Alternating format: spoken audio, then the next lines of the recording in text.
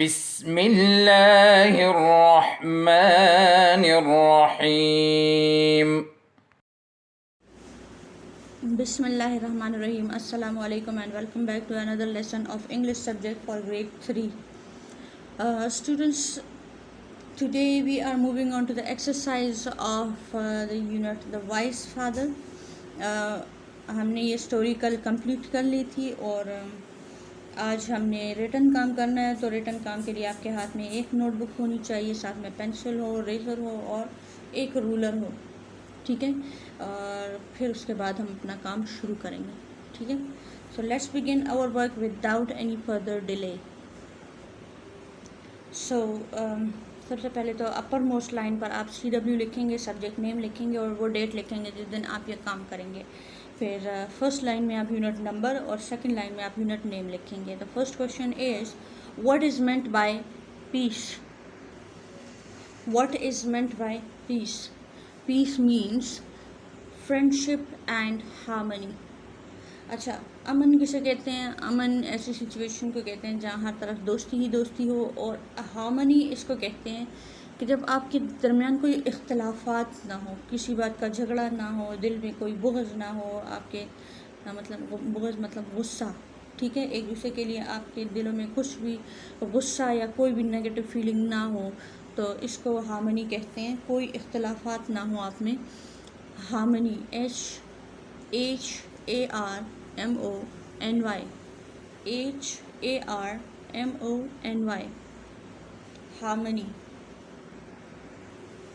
Okay, what did their father want? ये second question है।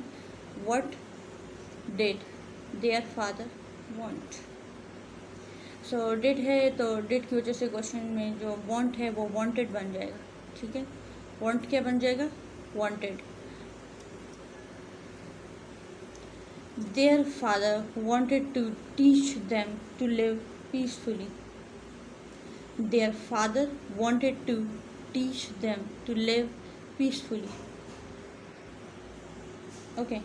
Next question is why did Usman lose the race? Why did, ठीक है। did दोबारा आ गया तो lose का जो सेकेंड फॉर्म है वो lost है। Usman lost the race because of his greed, अपने लालच की वजह से, ठीक है।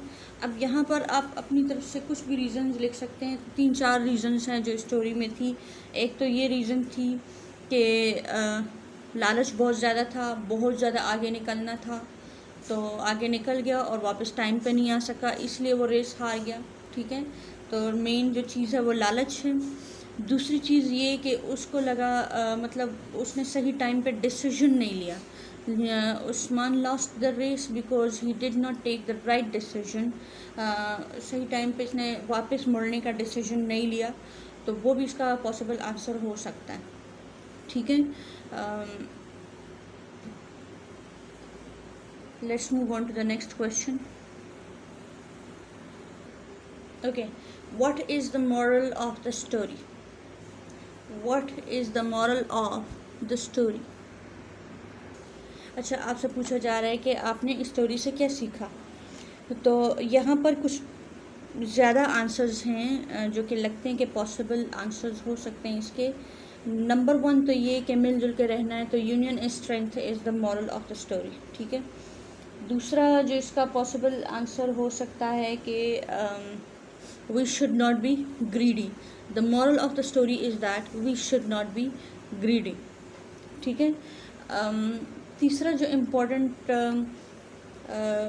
मॉरल है इसका वो ये हो सकता है कि फैमिली इज़ वेरी इम्पोर्टेंट, ठीक है। Family is very important. आप इन तीनों में से कुछ भी लिख सकते हैं यहाँ पर मॉरल में। The moral of the story is that we should not be greedy. The moral of the story is that union is strength. The moral of the story is that family is very important for everyone. अच्छा, मिलजुल के रहना एक बहुत important बात है जो कि यहाँ पर हमें सिखाई गई है।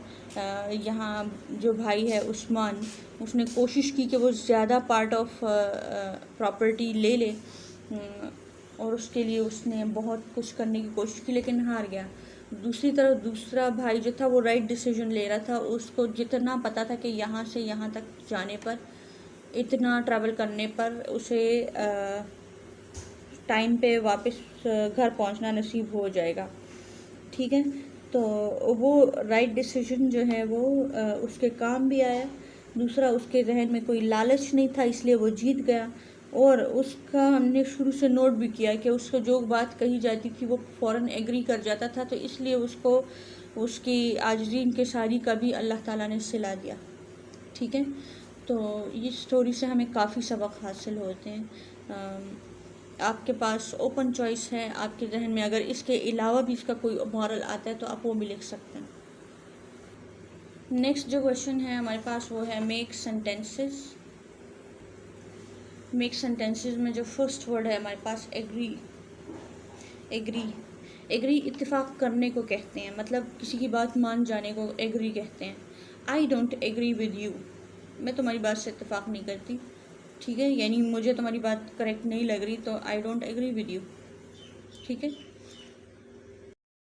The next word is family.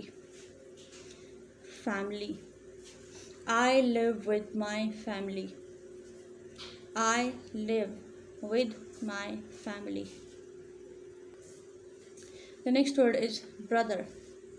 My brother is a pilot. आप अपने ब्रदर के लिहाज से भी लिख सकते हैं, माई brother is a teacher, my brother is a doctor, my brother is a student, कुछ भी लिख सकते हैं, ठीक है। तो माई brother is a pilot. Next word है क्वेरल। क्वेरल का मतलब है लड़ना। दे क्वेरल एवरी टाइम, वो हर वक्त लड़ते रहते हैं। दे क्वेरल एवरी टाइम, वो हर वक्त लड़ते हैं। डिसाइड। डिसाइड का मतलब फैसला करना। डिसाइड का मतलब है फैसला करना। यू नीड टू डिसाइड सून, तुम्हें जल्दी फैसला करना है, ठीक है। यू नीड टू डिसाइड सून, तुम्हें जल्दी फैसला करना है। सून का मतलब है इन अ शॉर्ट टाइम। सून का मतलब है इन अ शॉर्ट टाइम। सो आज के लिए इतना काफ़ी है। आज हमने वर्ड्स क्वेश्चन आंसर्स किए और उसके बाद हमने वर्ड्स सेंटेंसेस किए। So I hope you learn and enjoyed. आपने करना यही है कि ये जो वर्ड्स और सेंटेंसेस और ये जो क्वेश्चन आंसर्स हमने अभी इस लेक्चर में किए हैं तो वो आपने अपनी नीट कॉपी में करने हैं, ठीक है। So this is all for today. I hope you learn and enjoyed. Have a nice day. अल्लाह हाफिज़। اللهم انفعنا بما علمتنا وعلمنا ما ينفعنا وزدنا علما.